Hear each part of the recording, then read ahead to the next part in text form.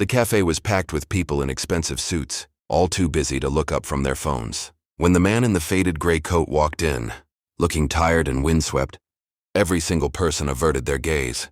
They pulled their bags closer and guarded their empty chairs. Everyone except Elara. She was the only one who saw the exhaustion in his eyes rather than the scuffs on his shoes. When he whispered, asking to share her table, she risked her own focus to say yes. She had no idea that the man sitting inches away from her was not a beggar, but a millionaire tech mogul secretly testing the world for one thing money could not buy. That single moment of kindness was about to change the trajectory of her entire life. The rain in London had been relentless for 3 days straight.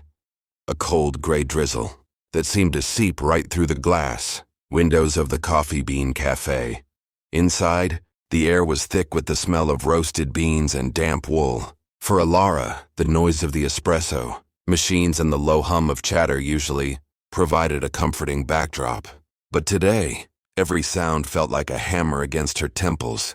She sat at a small, wobbly table near the back, her fingers hovering over the keyboard of a laptop that had seen better days. The casing was cracked near the hinge, held together by electrical tape, and the fan whirred so loudly, she worried it might take off like a small aircraft. Elara checked the time on the corner of her screen. 20 minutes until the interview. This was the third interview she had managed to secure in 6 months, and the stakes had never been higher.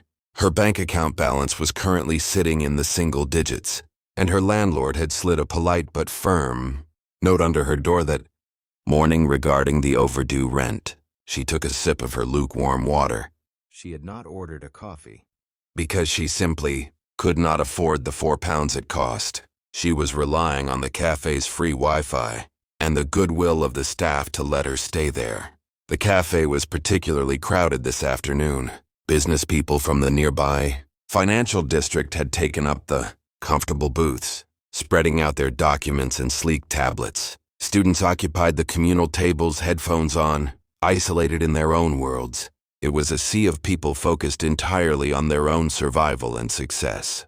Then the door chimed. A gust of cold wind swept through the room, making a few people shiver. A man stepped inside. He looked out of place among the polished shoes and tailored coats. He wore a gray jacket that was fraying at the cuffs, and his hair was plastered to his forehead by the rain. He stood by the entrance for a moment, scanning the room, his shoulders hunched as if he carried a heavy invisible weight. He was not asking for money, nor was he causing a scene. He was simply looking for a place to sit. Elara watched over the top of her screen as the man took a few tentative steps into the room. He approached a table where a young man in a blue suit was scrolling through his phone. There was an empty chair right there. The man in the gray jacket gestured to it politely, but the young man did not even look up. He simply shook his head and placed his briefcase on the seat, claiming the territory. The older man nodded humbly and moved on. He tried another table, this one occupied by 2 women chatting animatedly over lattes. As he stepped closer, their conversation stopped abruptly. They looked him up and down with barely concealed disdain. Before he could even open his mouth, one of the women placed her shopping bag on the spare stool and turned her back to him. The message was clear. You do not belong here. Elara felt a knot tighten in her stomach. She looked at her own table. It was small, barely big enough for her laptop and her notebook, but there was a wooden chair opposite her. It was currently holding her coat, the only barrier between her and the drafty door. She looked at her screen again. She needed to focus. She needed to rehearse her answers about synergy and workflow management. She could not afford distractions. But then she looked back at the man. He was standing in the middle of the aisle, looking defeated, water dripping from his coat onto the floor. The man in the gray jacket seemed ready to turn around and leave, back into the cold rain. He looked weary, not just physically, but with a deep spiritual fatigue that Elara recognized all too well. It was the look of someone who had been told no one too many times. Without letting herself overthink it, Elara moved her coat from the chair and draped it over her knees. She caught the man's eye and offered a small, tentative smile. "Excuse me," she said, her voice soft but clear enough to cut through the ambient noise. The man froze and turned towards her, looking surprised that someone had addressed him. "Are you looking for a seat?" Elara asked. "You can sit here. I have an interview in a few minutes." so I will be quiet, but you are welcome to the chair. The man blinked, his eyes widening slightly.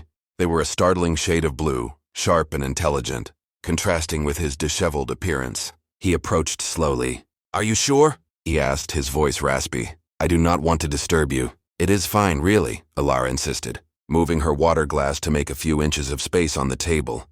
Please, sit down. It is pouring out there. Thank you, he said. He sat down with a heavy sigh, the relief evident in his posture. He did not take off his coat, likely because he was still cold, or perhaps because he felt he needed the armor. He placed his hands on the table. They were clean, Elara noticed, but his knuckles were white from the cold. For a few minutes they sat in silence. Elara tried to review her notes, whispering answers to herself, but she was acutely aware of the stranger's presence. He was not looking at his phone like everyone else. He was just sitting there observing the room, observing her. I am sorry, the man said suddenly. I seem to have forgotten my wallet. I do not suppose you have a spare pound so I could get a tea? I am frozen to the bone. Elara hesitated. Her hand instinctively went to her bag.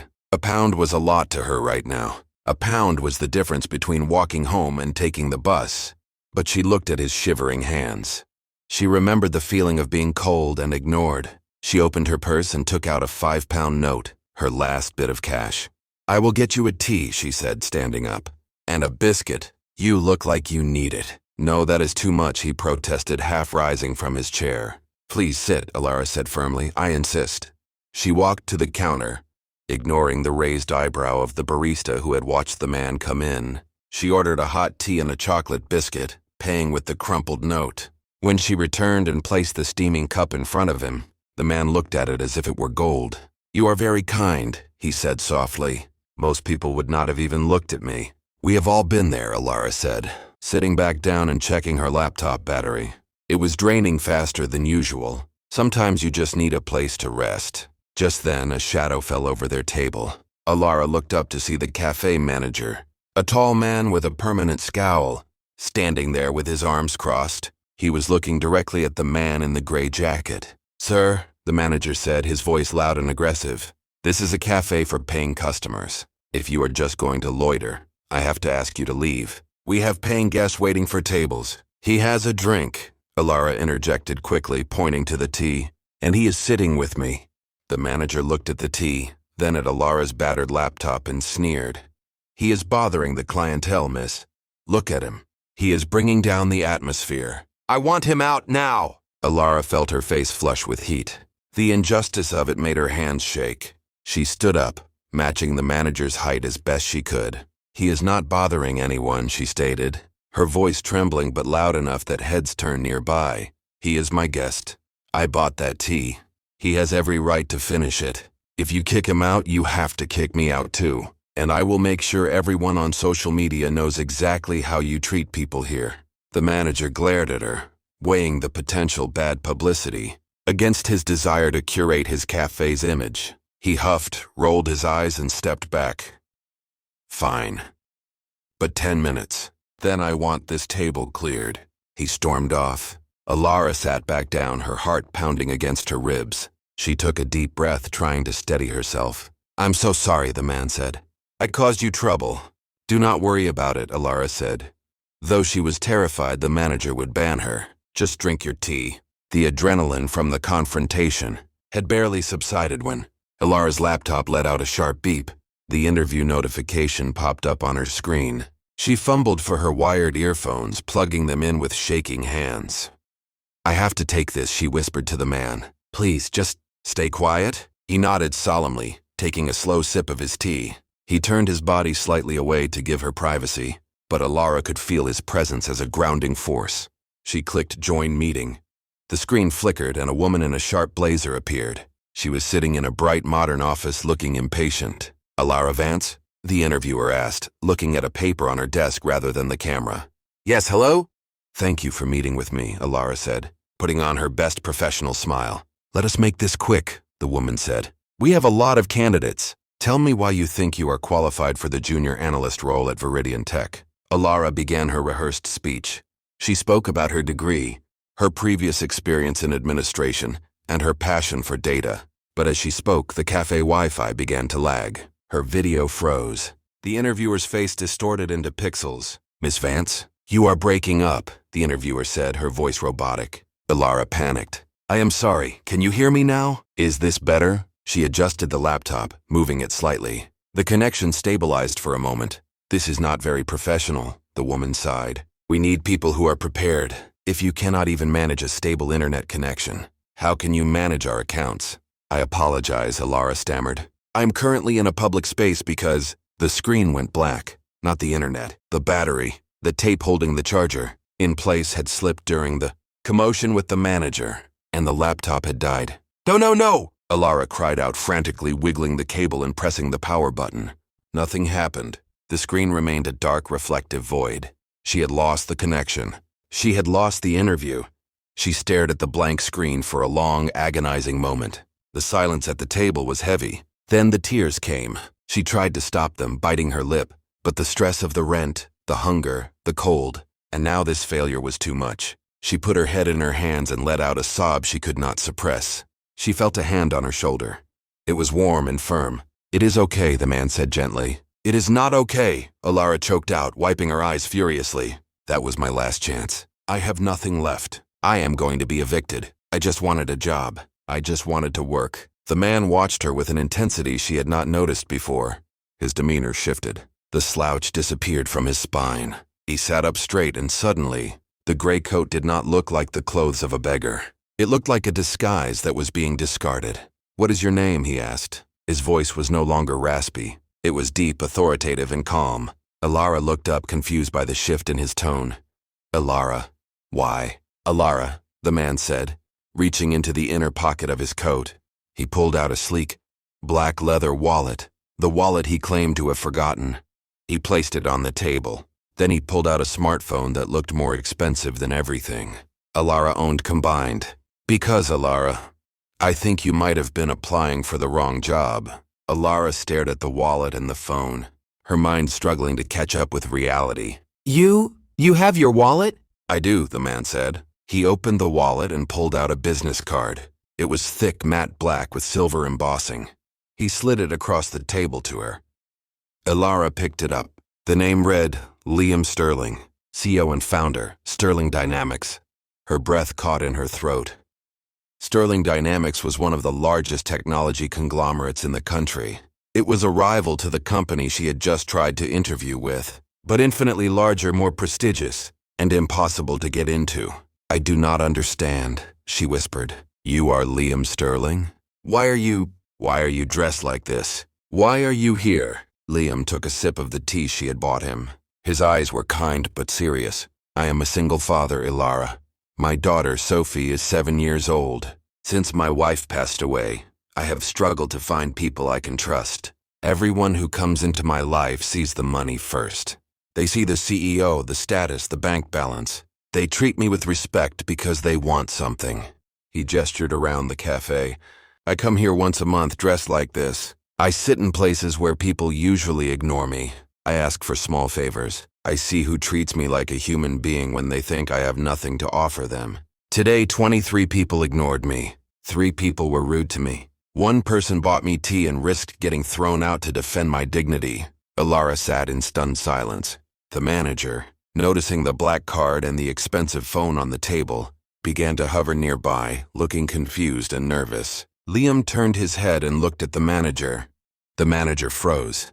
Liam did not shout. He simply stared with the cold calculation of a man who ran an empire. "I believe my 10 minutes are up," Liam said to the manager. "And I believe you were about to ask this young lady to leave." The manager stammered, looking at the card on the table. I did not know. Sir, if I had known it was you."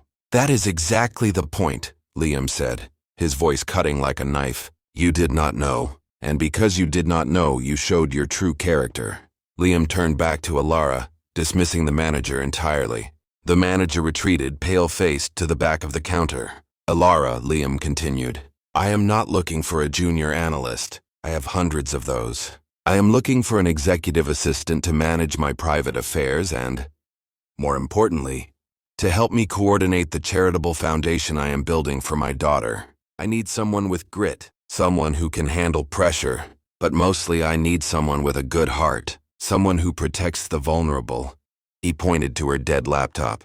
You lost that interview because you were helping me. I cannot give you that job back, but I can offer you a position at Sterling Dynamics. Starting salary is $60,000 a year, full benefits, and you will report directly to me. Elara's jaw dropped. $60,000. That was triple what she had been hoping for.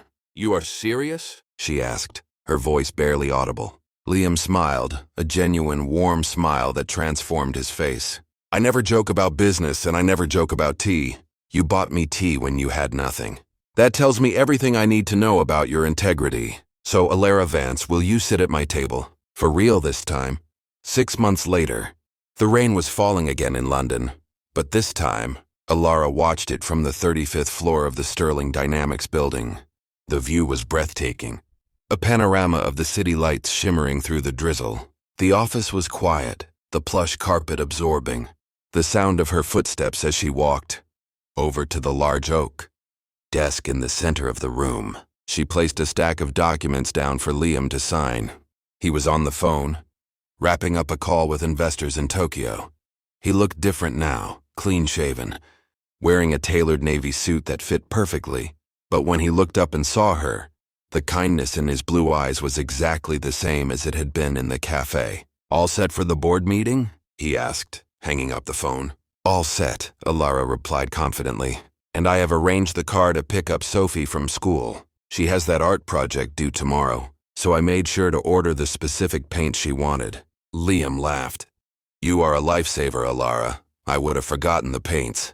Sophie adores you, you know. She told me yesterday. You are the only one who actually listens to her stories about dragons. She has good stories, Elara smiled. She looked down at her own attire. She was wearing a smart professional blazer and shoes that didn't leak. Her rent was paid 6 months in advance. She had a new laptop, one that hummed silently and never crashed. But in her bag, tucked away in a small pocket, she still carried the receipt for a tea and a chocolate biscuit. It was a reminder. That day in the cafe felt like a lifetime ago, yet it was the anchor of her new reality. She often thought about the alternate version of her life, the one where she had kept her head down, ignored the scruffy man, and focused on her interview. She might have gotten the analyst job or she might not have, but she would have missed the greatest opportunity of all. Liam signed the papers and handed them back. Thank you, Elara. Oh, and take the rest of the afternoon off. Go home early. It is raining. Elara took the papers. Thank you, Liam. As she walked to the lift, she checked her phone. She had an email from the manager of the Coffee Bean Cafe. It was a generic newsletter, but it made her pause. She remembered the feeling of helplessness, the cold, and the fear. On her way out of the building, she saw a young woman standing near the entrance. She was soaked from the rain, holding a stack of flyers, looking miserable as people rushed past her, ignoring her existence. She looked hungry. She looked like she was about to give up. Elara stopped. The company car was waiting for her, warm and dry, but she turned to the driver and signaled him to wait. She walked over to the young woman. Excuse me, Elara said, opening her umbrella to shield the girl from the downpour. You look like you could use a break. The girl looked up, startled, eyes wide with apprehension. I'm okay. Elara smiled, a smile that mirrored the one Liam had given her. There is a cafe just around the corner. Why don't you come with me? I will buy you a coffee and something to eat. But I don't have any money, the girl whispered. Elara shook her head. It is on me. Someone once bought me a tea when I really needed it. I am just passing it on. As they walked together towards the warm glow of the coffee shop, Elara realized that the true wealth Liam had given her wasn't the salary or the job title. It was the power to say yes when the world said no. It was the ability to see the person that everyone else looked right through. That day, Elara learned that character is revealed not when we are watched by the powerful, but when we are faced with the powerless. In a world that constantly tells us to look out for ourselves, kindness is the most rebellious and rewarding act we can commit.